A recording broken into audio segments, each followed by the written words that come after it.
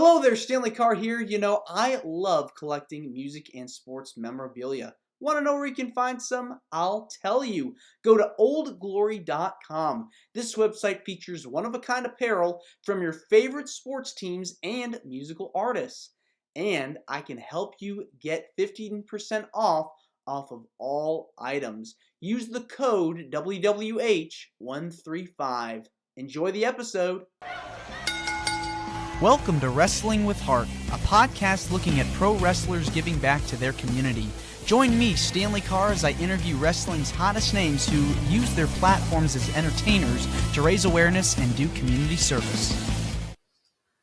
Hello, and welcome to another edition of Wrestling with Heart. This is the show where we talk with professional wrestlers and professional wrestling personalities about their lives in and outside of the ring, as well as doing acts of charity work, community service, volunteering, and spreading positivity. We're always about the positive vibes here on the show.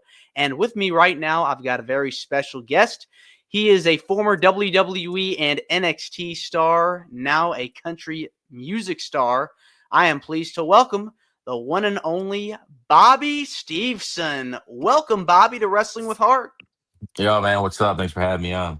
It's my pleasure. So let's get right into it. You've been around sports and athletics all your life. Were you always a big wrestling fan growing up? Surprisingly, no. So, growing up, I did amateur wrestling. So, I the real stuff, if you will. So, I always grew up doing that, and then I never really watched wrestling at all growing up, but I knew the stars. I knew like Stone Cold and like John Cena and like all the other popular names and stuff like that. But I never knew the storylines, and I think part of the reason why I wasn't like so into pro wrestling too, because I think every time that I did catch it on TV, it was like in some like storyline. So I was probably just catching it at the wrong time, and I was like, "Oh, that was dumb," but not like knowing the whole story of it. So I think that kind of I just didn't really watch it. I just didn't really watch it growing up. That was oh. Do you recall the first time you decided that you wanted to try out for any kind of particular sport like amateur wrestling? Dude, so I was pretty much born into amateur wrestling. My dad always makes the joke that I came out the womb onto the wrestling mat. Sorry if I can say that on here, but so he always makes that joke because my older brother he wrestled, and my dad had his own wrestling club in East Chicago, Indiana. We had like so many kids there. We had so many high level wrestling. So I was always around wrestling ever since I was born, and then just rolling around on the wrestling mat. I always enjoyed being on the wrestling mat. My mom would always say like whenever it was time to get pulled off the wrestling mat, I would start crying and stuff like that. She's like, "You always like being on the wrestling mat. You always like to run around." But my dad always had a rule of if anyone ever stepped on me, there was some type of cardio punishment. 'Cause I was like a little guy in the room, and then he got all these big high school guys and stuff rolling around. But no, it's been amateur wrestling pretty much my whole life. No, I was always real good at other sports. I got to thank the Boys and Girls Club for that a lot, and my system of people growing up too, in the Boys and Girls Club in Portage, Indiana. We had there one of these days I want to go back there and just have a conversation with that Pacific Boys and Girls Club, have some type of speech or something there because I really felt the people in the gym, the guys that worked at the gym, at the time they were in high school or early college. And I was 13, 14, 15, or maybe a little younger. And I was they would always play football with me, play baseball with me, or things of that nature. So I really got pretty good at baseball and football just because hanging out with the older people the older staff that ran the gym. But I never got to play football because my mom didn't want me to play, and she didn't want me to play because she didn't want me to get hurt. So What was your dad's thoughts about doing amateur wrestling? Was he big into sports as well? yeah, my dad played football, and then my dad also played wrestling. He actually tried out for the Cincinnati Reds back in his day. So he was real good at baseball. He wrestled, but he wasn't he would tell you he wasn't that good. He was just the tough guy on the football team that would go in there and just pretty much just fight you. He was just a tough, hard nosed high school wrestler. But he always pushed us to wrestle. We were never like forced to do it. You hear like crazy stories of like parents like going crazy on their kids, like, "Oh, you better hit this home run, Timmy," or la la la. We were never like pushed to do it. We always enjoyed to do it, and it was always fun. We loved being in the mix of like. I think for me, I just loved being in like the environment of like that fighting environment of like the hostility and the setup of it. Yeah, like the combat sport element to it, because there's a lot of physicality, tackling, and really trying to kind of like pin them down in a sense, right? Because you have to use that hand-eye coordination. And so I'm sure a lot of that helped prepare you for getting discovered by the WWE and pursuing the NIL program. Yeah, so I didn't do the NIL program. Like that came like a year and a half before me. So I graduated college. I was actually talking to like Paul Heyman. He was like my main guy that was like really advocating for me to get in and things of that nature. But I just had to graduate um, college, and then COVID hit, of course. So that pushed everything back even further. So like everything like pushed me back like probably like 8, 9 months. Everything got pushed back because like Heyman, he would always like text me. He was checking. He was always just doing his part. He's a good guy. He'd always check in. He's like, "Hey, did you graduate school?" And I was like, "Yeah, I graduated." He's like, "All right, we got people asking." So like, he was a big advocate for me to get in.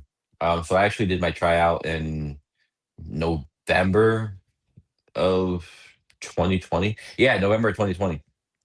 It was like a week after Thanksgiving, and it was funny story too. At the time it was John Laurinaitis. He called me, and the timing when he called me was I was out hunting deer. No, I enjoy hunting, and he called me when I was in the deer blind. So I was like, shit, I can't ignore it. I was like out there hunting, so like, I can't ignore his call. So like he called me. He was like, "Hey, would you want to come out?" And I was like, "Oh yeah, I like to come out as long as it takes." Because I think he wanted me to come out for like 2 days, and I was like, "No, let me come for the whole week." Because I actually want to like give a chance for myself for you guys to like see me what I can do athletically and stuff like that. And so I went out there. So we hung up the phone, and then as I looked up, there was a deer looking right at me. So it was pretty funny. So I'm going to hunt, and I get a phone call. I hung up the phone, then boom, there's a deer standing right in front of me. That's So crazy. that was pretty funny. Now, with all the training experience that you've had with amateur wrestling, I'm sure a lot of that helped prepare you for the training process with WWE, because there's a lot that you have to learn, a lot of drills that you have to uh, encounter and endure and practice so much of these moves. Did you feel it came quicker to you? Did you feel like you had to did it take a little bit of time for you to kind of get everything down? The rolls and then just the body control, that was easy. Like I already knew how to roll. I already knew how to like grab someone and like control them and move them around where I wanted them. It was just more so just learning how to do it the pro wrestling way and like having to like learning to like trust someone. Like the first time I actually got body slammed, I was like I almost didn't want to do it. Because I was like, what if this guy drops me? And that's like when I learned like the trust of pro wrestling. I was like, I'm literally trusting this guy to put me safely on my back where he can accidentally drop me on my neck and I can probably die. So like I think that moment right there was like the moment where I learned the value of like trust and like not abusing that and whatnot.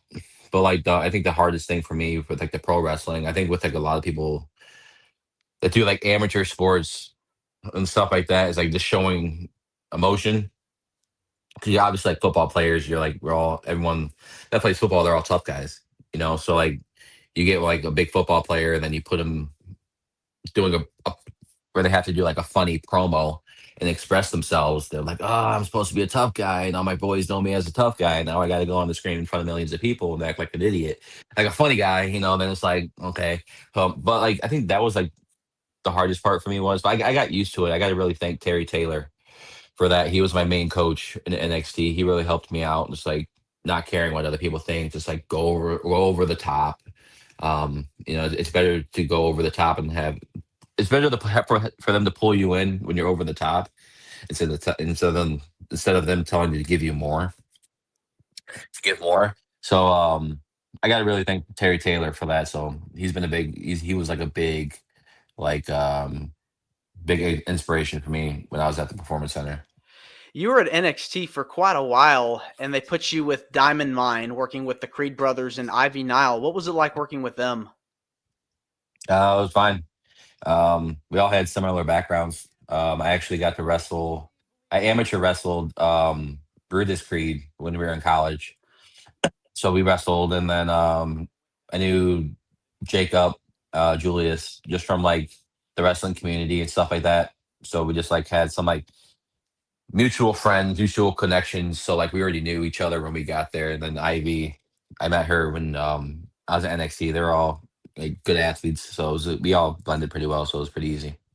And did you get to work with Roderick Strong as well? Um, yeah, we tagged in a few matches. We actually tagged in a few matches. It was pretty good. It was cool to learn from him. Like, dude, when I was doing all that stuff, dude, I was like, oh man, I was probably like 7 months in, 8 months in, and like I got like put into the worked my way into the storyline. And then so it was like I was still learning it as I was going. That's like there was like terms, like there was no like open book in pro wrestling of like learning. I don't know. It's like you just learn as you go. And like I wasn't like handed like, oh, this is what you gotta do. So I had to like figure it out as I went. And then I'm wrestling, with people that like have like a few more months of experience on me. And then you got Roderick Strong who has like years, probably 10 years of plus experience on me. So I'm like trying to do my part to fill in and then like keep the storyline going. And I think that was probably like one of the better storylines of that year when I got to turn on the Creed brothers at Worlds Collide. I don't know if you ever look back and watch that clip, how loud it was in there, and like everyone's facial expressions, like the whole. There's only like 400 people in there, but like the whole arena was just like standing. We had them like going. It was so cool.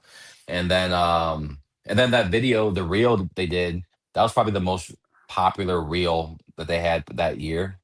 I think it had like 7 million views, over 7 million views. It's amazing. And Yeah, so when you get a reaction like that, that's when you know you got the crowd, because that's like the lifeblood of professional wrestling, is to have the audience there. So when you're turning heel and you get that reaction, that's when you know you got them. yeah, no, it was pretty cool. I wish we would have done like more individual babyface stuff for me instead of like just jumping right into the tag stuff, like the tag matches. I wish I kind of got. I wouldn't say like a run, but like more so just like a way to get empathy to crowd or something like that. Because like I feel like who would have done something more like that, I feel like that reaction that we got when I hit the chair shot would have been even more over the top. You also got to work with the No Quarter Catch crew, teaming up with Tavion Heights and Miles Bourne. What was it like working with those guys? They're good. Me and Miles, we got pretty close.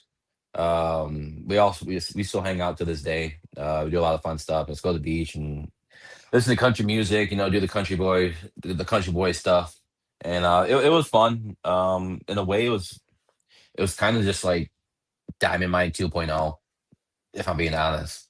So, but it was fun working with those guys. Like guys like Drew Gulak, he's great. I was actually I went to the NCAA tournament last year in Philadelphia. Him and we had a night out and just went to the Chinese, like they had like this Chinatown area. We went to Chinatown area. We just had a good time and just walked around the city and whatnot. So I'm pretty good friends with still Miles, Tavion, and Drew Gulak. We've always had a good relationship. I think it showed I was doing the right things. I think a lot of times talent kind of get lost on if they're not getting praised or they're not getting booked. A lot of people feel like they're getting lost in the shuffle. So for me to have like only had being in the pro wrestling for like a year and like a few months and having and being on the pay-per-view, they're one of the bigger pay-per-views of the year of Halloween Havoc. That meant a lot. That meant a lot to me to like know I was getting trust, and like for me, knowing that I'm being seen, and like all the work that I'm doing is, it's paying off. Um, but no, that was probably one of my favorite matches to do. Did you pitch any storylines on your own to anybody at the higher ups, that things that you wanted to do? But the obvious one was me and my brother tagging. So I was like, I don't know why that was kind of avoided, but because like when I did the NXT Underground match with Eddie Thorpe, they had my brother come in like as like his coach. I know Bobby really well and this and that, but like we had the different names, but everyone knew we were related, but like we just had different screen names. I wish we would um tag more, got to be able to tag because like we would go against each other on house shows, and we would always get a good reaction on house shows. Like we would go out there and like we'd be on opposite teams, and then I'll like read some of the people's lips in the crowd. They're like, "Oh, these guys are actually brothers," like stuff like that. And then like we'd always just do the thing. I'll be heel, and I'll let them bump me around, and the place would go crazy and stuff like that. So I wish I was able to tag with my brother. So When you got that call that your contract wasn't renewed, I mean, tell me about what the feeling was like being told that you were getting released, because professional wrestling, it's a tough business, and you've worked so hard to get to that level. What was it like being told, "Hey, we're not going to renew your contract"? I was actually surprised because I was told that I was going to be in touch with someone to get a new contract. So I think that's why I was so surprised because I spoke to someone um, a week before who was pretty up there about my contract expiring and then me wanting to resign and that person saying, yes, we'll get you in touch with this person and get you a new contract. So when I got the call, I was like, oh, I'm getting another 3 years and more money. I'm like, okay, cool. And then they're like, oh yeah, unfortunately, we're not gonna resign you. I was like, okay, whatever. Book closed. Turn the page. It's a tough thing because professional wrestling is it's hard to get in the mindset of like, what am I going to do after, right? Hmm. Because not everybody is going to go to another company like a TNA or an AEW, and people like The Rock and John Cena are out making movies, so you have to find a lane to jump into. Am I going to go continue with this, or am I going to go pursue other avenues? And you have made the jump to pursue a career in country music. What made you decide to pursue such a field? Because it's hard to Yeah. really make it in the music business. Yeah, and I feel like it's hard, like even trying to make it in the wrestling business, but you never know unless you try it. I've always liked country music. I always enjoy going to a show. I've always had like that kind of like gut feeling, watching all these like real popular artists that I look up to, and then you always kind of think they're like kind of like BSing, like oh this can happen to anyone, like I was sleeping in my parents' bedroom, and all of a sudden the song blows up. Now I'm out here. Like a lot of times you think that's like BS, but like I kind of got to like feel that a little bit of like if you just chase your dreams and like just put your best foot forward. Because like I only have 2 songs out. I'm working on I'm going back to Nashville next month to put some more music out and record and whatnot. Because like put 2 songs out and then I got to play on the White Sox field. I got to play an acoustic set before the White Sox played. It was that was like a dream come true because I remember like in 2006, my dad took us to a game and we were like all the way up top. We were like section 300, our backs against the wall, all the way up top. And then like fast forward, 20 years later, and I'm singing on the field. So I think it's one of those things like you just put your best foot forward and you just like trust the process and I guess like just believe in yourself because it's gonna happen. Like anyone, that's why like I started to believe like when all these artists, like I said before, like if you believe in yourself, you can make it. Like I just started believing in myself, and I got to play on St. Pete Country Fest. Um, with like I opened for guys like Parker McCollum, Treaty Oak Revival, like just to name a few names. It was sold out 3 days straight, 20,000 fans there, and I got to play music. This new guy who hasn't been doing music for like not even a year yet is getting to be in front of all these people and meet all these people. So I'm like, there is something there. So it's something worth chasing. And I think that's something that I can like actually make happen for myself. That's a full circle moment, be able to play in a field that you grew up going to. So you were always a big baseball fan as well. Yeah, I'm a big White Sox fan. So I've always been a big White Sox fan. I watched all their games growing up. I'd come home from school, turn on the TV, Comcast Sportsnet, uh, then Hawk Carlson, Steve Stone.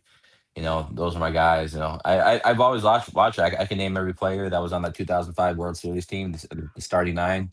Um, I really like baseball, and just like to be able to go like to the White Sox field and being able to go like where the office area is and see the World Series trophy and take pictures with that and just things of that nature. So it was a full circle moment. It was like one of those moments to me that proved like, hey, if you keep chasing these dreams, you only have 2 songs out. Like imagine what you do if you have like 5 songs out, 10 songs out. Like what if you start opening for someone that's pretty big? Like, but you don't know that yet because you're like just sitting around, like you don't know. But it can happen. It will happen. Yeah, you just got to bet on yourself. It Yeah. really is an incredible feeling to know that you've only have just a few songs out and you're out playing these big festivals and everything. So Yeah. the sky's the limit for what you can do. Um, Now, I want to switch gears and talk about some of the incredible charity work that you've been able to do. Talk to me about some of the things that you've been able to do to help make a difference in your community. Yeah. So like when I was younger, I actually got to they had like a special ed class where like they had like the special needs kids there, and I'd always volunteered to go help them out. I've always really enjoyed like extending the hand and like helping people out or just cracking jokes and just being around them and because they're humans too and they deserve to be treated like humans. Like everyone's special. So like a funny story too. When I moved to Apple Valley in 2013, Apple Valley, Minnesota, I didn't have any friends. Like I knew people on the wrestling team, but like I didn't know them. So then it came to lunchtime. I didn't know what wrestlers had the same lunch as me. And like the only guy that I actually kind of knew, his name was Bobby Ginther, and he was like the one of the assistant wrestling coaches. We were just like he went to the high school at the same time as us, but like we just called him. He was our assistant um, wrestling coach, and then so like all the like the special needs, they had like their own table. They was just hang out with their class and stuff like that. And I was like, well, I'm the new guy here. I'm just sitting here holding my tray of food in in front of a lunchroom with no one. I don't know anyone. And I see Bobby. His name's Bobby Ginther. I see him, and I was like, screw it, I'm gonna sit by Bobby. And then like for like the first like few weeks, I ate lunch with him, and we just got really close. And then we graduated together and whatnot. And now he enjoys like country music, so he'll always text me. He's like, "What do you think of this song?" And he's like, "Can you send me song recommendations about if I had a girlfriend or a Valentine's Day song and blah blah blah." And I'm like, "All right, I'll like make something up or like copy and paste something." I'm like, "Here, try this." And then so yeah, so it's been good. I've done some things with like I forgot what they call it. It's like some rare disease. Um, Sorry, I'm blanking right now. But I've done some things with them, like help put their name out there and help them get some donations. Just to help them like help the young kids out. But I've always enjoyed helping out kids. I run my own wrestling program, Stevenson Wrestling Academy, and then so like I have my own club. I just enjoy seeing young kids chase their dreams. Regardless if they accomplish their goals or not. I always try to make it a way. Like how did I impact them? How did I make them a better a better person that season or a better person in the wrestling room or just like make some type of impact. It's like I'm sure like a lot of good athletes they have that like that one or two coaches that have made that positive impact on their life and like now I'm like in that position to do so. So like, I take that real serious, like being around kids and just like presenting myself to them, and like just try to be a role model or someone that they can like want to look up to or like want to be like when they grow up. That's amazing. What made you decide to want to start your own wrestling program? So like obviously I wrestled my whole life. And then I've always enjoyed coaching. So I'd coach my older brother, my little brother. Like when he would go to like the world championships, or I was always in his corner coaching him. I would have been there at the Olympics in 2020, but it was COVID here, so they only allowed a certain amount of people. I've always, I don't know. I don't know. They say like it's like I just see things like wrestling that other people don't see. I don't know. I don't know. I just enjoy it. I just got an eye for it. I got an eye for helping people. I don't know, I guess you could say it's like the Bill Belichick. I don't think he's the greatest football player, but he's one of the greatest coaches of all time. You know, so if he played football, I don't know, but yeah.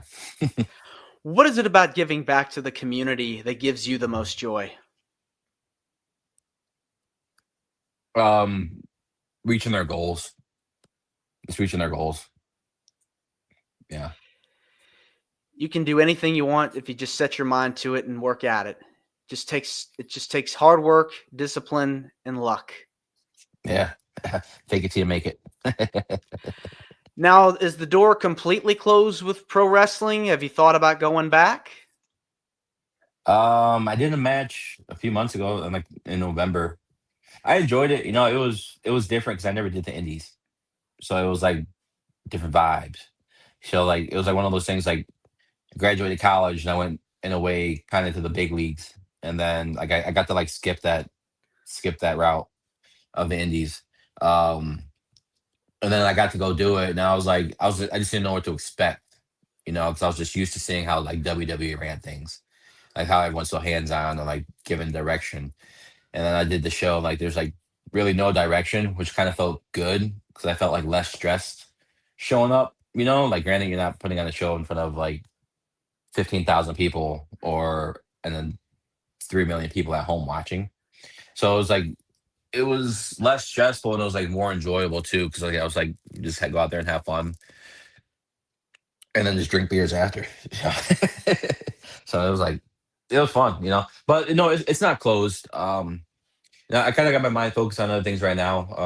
I've been talking to some places here and there, but nothing's like it's not like closed. Like the main reason why I haven't been like a lot of bookings, I just haven't taken. Just that's just kind of on me. Um, but I don't know. If a good opportunity presents itself to wrestle or get with another company and things of that nature, fine. If not, I'm perfectly fine with like the door closing. But I wouldn't like want the door to close because I feel like I got pretty good at pro wrestling and I actually enjoyed it, too. So like if an opportunity does present itself, like I am available. Yeah, you just never say never. And I think as a University of Minnesota alum, I think a cool dream match for you to have would be against Shelton Benjamin. I had it. You did. I did have it, yeah. What was it So I like got the being in the rest. ring with him? That was real cool. So like that was like one of my bucket list matches. Either wrestle him or Brock Lesnar. Just because like the history of like we all went to the same school, and those guys are like goats in the WWE and stuff like that. So like I got to wrestle Shelton Benjamin. So it was like my first main event match. So it was like the pre-tapings before like Raw. So like I found out I was gonna wrestle him, and it was at the Boak Center in Oklahoma. So there was like 14,000 people there. And that was like my first time wrestling and like pro wrestling in front of that many people. So I was like, oh crap, I was like nervous as heck. But like, it was also like a dream match too, because like we kind of have like similar styles, kinda. Um, but no, it was great. It was so cool working with him. Like the style was so different. It was like style up there is just a lot slower versus NXT. So everyone's just bouncing around the ring like pinballs. So it's kind of cool just to like slow it down and like have him talk to me and just like be in the ring. So I was checking off a lot of bucket lists. I was like wrestle Shelton Benjamin, boom. Wrestling in front of 15,000 people, boom. Like I was on Monday night, like around Monday Night Raw. So it's like I was checking off a lot of things on the trip. So that trip meant a lot to me. So it was really cool. Like hopefully one of these days him and I get to run it back. Or Yeah, like whatever happens. It was fun. a good match on the Indies definitely would be a one Yeah. to see for sure. Yeah, yeah. Well, Bobby, I want to say thank you so much for coming on to Wrestling with Heart. It means a lot to me and to my listeners and viewers that are watching this on YouTube. Where can people find out more about you on social media and all the cool things you're doing? Yeah, thanks so much for having me. But you guys can find me on Instagram, Twitter, Facebook, all under Bobby Steveson. You can find me on Spotify, Apple Music, all under Bobby Steveson. It's getting hot. It's starting to get hot outside in some parts of the United States, so country music's about to be coming out. So I don't know if you guys got the boats, get your beer ready, because this summer it's gonna be the summer of me. The Summer of Bobby. I love it. Summer Bobby. Well, thanks again, Bobby, and you're more than welcome to come back. I appreciate it, man. Thank you so much. All right, take care. Yes, sir. This is Wrestling with Heart. I hope you found this podcast to be informative and entertaining. If you did, please hit the subscribe button and look out for the next edition.